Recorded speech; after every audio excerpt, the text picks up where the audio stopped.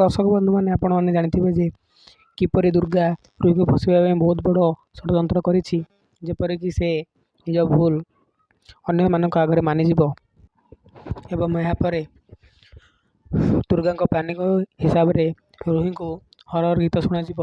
ଯେତେବେଳେ କି ସେ ହସ୍ପିଟାଲରେ ଏକଲା ଥାଆନ୍ତି ଏବଂ ବାହାରୁ ଆସି ଚିଲେଇ ଚିଲେଇ କହିବେ ଯେ କିଏ କିଏ, ଏବଂ ଏହାପରେ ସେ ଯେତେବେଳେ ବାହାରକୁ ଆସି ଦେଖିବ ତ ସେଠାରେ ଓରିଜିନାଲ ଚିକି ଠିଆ ହୋଇଥାଏ ଏବଂ ତାକୁ ଦେଖି ସେ ବହୁତ ଭୟଭୀତ ହୋଇଯିବ ଏବଂ କହିବ ମୋତେ ଛାଡ଼ିଦେ।